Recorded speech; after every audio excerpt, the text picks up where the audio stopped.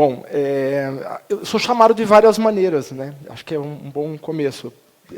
José, Zé, Cuca, Carlos, mas eu gosto de Zeca, que é como os alunos chamam. Por que eu estou dizendo isso? Porque um dos princípios para contar uma boa história é você não esquecer que a gente não é uma pessoa, nós somos várias pessoas, né? Isso lá na frente, na hora que você começa a trabalhar com mini biografias, pequenas histórias, isso faz uma diferença enorme, porque você vê que pode desconfiar dos rótulos, das aparências, de tudo aquilo que parece, mas que uma pessoa pode esconder, e você não tá vendo, né? E esse trabalho, eu tentei fazer uma contabilidade, mas não consegui, porque na minha agenda última são 165 mil caracteres. Eu não sei dizer quantos desses da última agenda são personagens anônimos, né, pessoas que você não vai encontrar como fonte oficial dos jornais. Então, eu fiz um recorte de 2008 a 2000, início de 2019, e foram 550 crônicas, sendo que eu calculo 500 de personagens, né, que é como a gente fala no jornalismo, personagens anônimos, né? E eu tive que me perguntar, depois até eu vou falar para vocês, por que eu acho, né, que... opa, passou demais aqui. Por que eu acho que contar histórias de anônimos é importante e como é que a gente desenvolve essa técnica. Agora, primeiro eu queria dizer por que isso seria importante para vocês, né? Porque essa é a proposta do TED. Nós estamos vivendo uma época em que tudo que a gente tem de concreto e palpável é a nossa própria história. O mundo está muito complicado, um altíssimo grau de complexidade. Você não... pensar que alguém conseguia explicar a Segunda Guerra Mundial. Como é que a gente consegue explicar a falência do Lehman Brothers, por exemplo? Né? E por aí vai. Então, há uma tendência que eles chamam de guinada subjetiva, que é de você voltar para as pequenas histórias de vida, onde as pessoas quase que se potencializam de novo a dizer, a partir delas, o que elas entendem, o que elas podem fazer pelo mundo. É um princípio meio aristotélico, né? Ato e potência, causa e efeito. Eu não empenho a minha palavra naquilo que eu não posso, explicar, no qual eu não posso interagir. Então, se vocês olharem nas artes, na literatura, no cinema, o valor da pequena história está lá. Então, eu acho que vários de vocês que não atuam no jornalismo, de alguma maneira, estão muito sensíveis às pequenas histórias, né? Bom, como que eu desenvolvi esse trabalho? Tem o risco do clichê. O risco do clichê é enorme.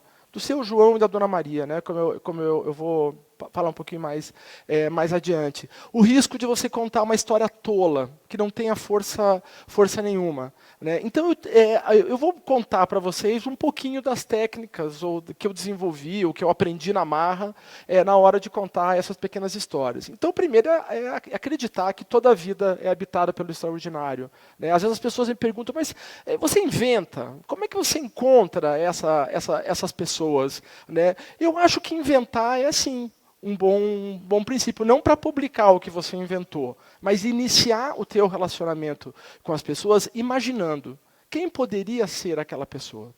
Né? Quem é aquela pessoa que está ali do teu lado no ônibus?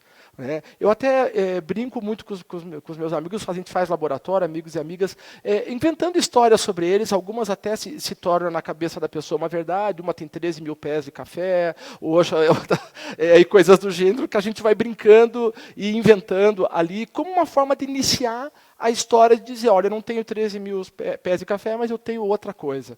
Né? E aí você vai tirando as pessoas das histórias que elas sempre contam sobre elas mesmas. Né? É um processo. Então, um dos princípios é essa frase da Eliane Brum, né, que é realmente uma referência em pequenas histórias. O que o Stendhal disse, né, não posso oferecer a realidade dos fatos, mas apenas a sua sombra. A gente não imaginar que vai ter a totalidade das pessoas. As pessoas vão te mostrar o melhor que elas têm. Então, da realidade, a gente só vê uma sombra.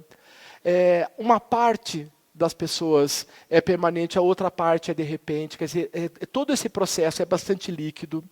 Nascer leva tempo, As pessoas não estão prontas. Uma vez que você fez uma pequena biografia, essa biografia, amanhã ou depois, ela talvez já não tenha nem mais validade.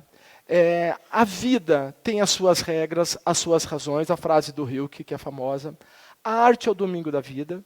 Né? Eu já vou falar sobre isso, sobre as topofilias, as alegrias que você tem que procurar, os espaços de felicidade das pessoas, é ali que elas têm voz, é ali que elas falam o melhor delas, no ninho, né? No lugar que elas construíram para si.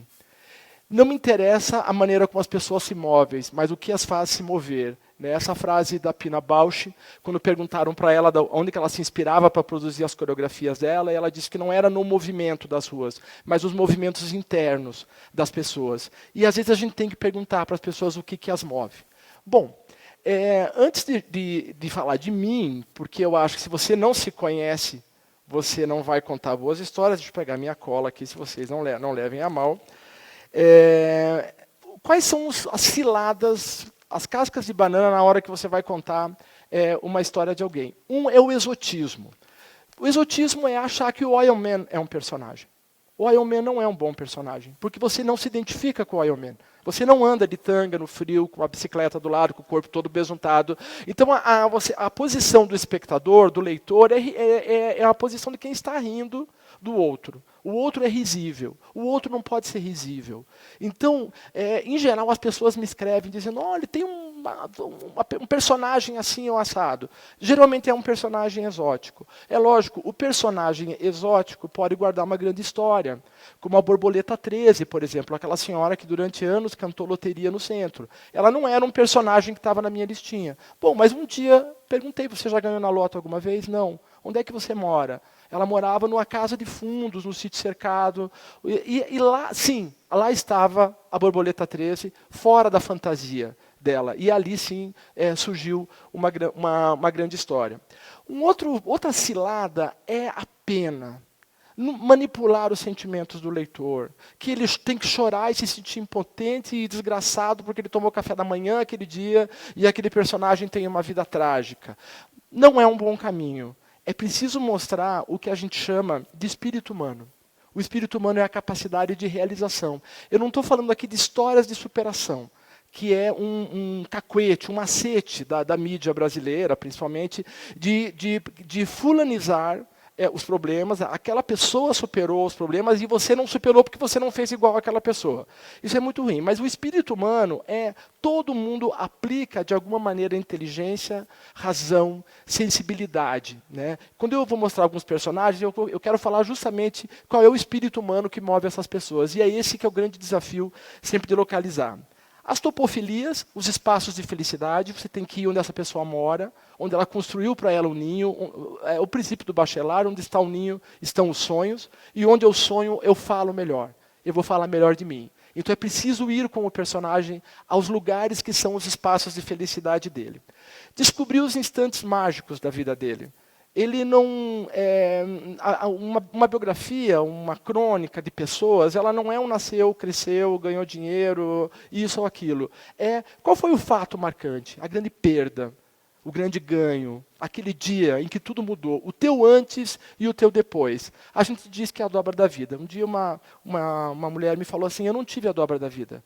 Eu nasci rica, linda, casei com um marido maravilhoso, a minha diarista é ótima, minhas crianças são inteligentes, a escola é fantástica.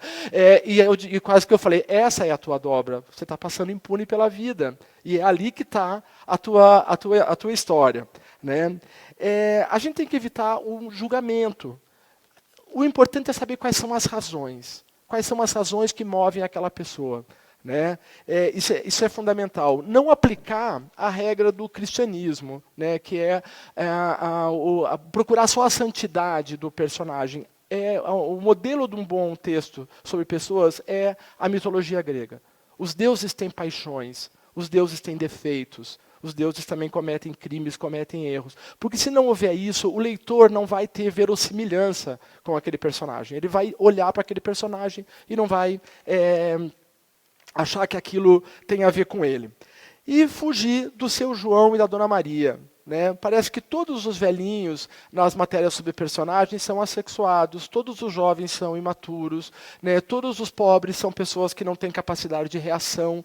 Isso é muito ruim, porque você estabelece uma relação muito pobre. Bom, para escrever sobre personagens, eu tive que me entender também, né? Então, você vai ser um bom contador se você souber por que você conta, o que te chama a atenção, te faz perceber a vida. Então, eu sou de uma família de imigrantes portugueses que vieram trabalhar no Mate Leão.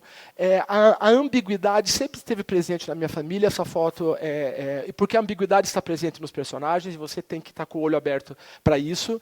Aqui a minha mãe, loirinha, ali embaixo, com as duas madrinhas dela, a de batismo e a de crisma. Desculpe a fofoca, uma era uma bem beata e a outra tinha sido prostituta. Mas tinha prometido um presente para ela, daí deixaram ela batizar. Eu acho incrível essa foto, a minha mãezinha ali, entre as duas madrinhas, com seus passados tão diferentes. Aqui o meu pai, quando veio de Portugal, trabalhou num balcão. Então, o filho do comerciante sempre é alguém muito atento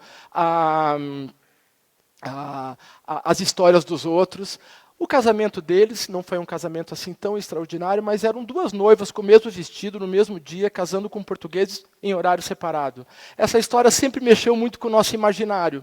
Eles nunca foram exatamente felizes, mas tem essa foto dos dois na churrascaria Cacique, num belo dia aí de 1960, felizes da vida.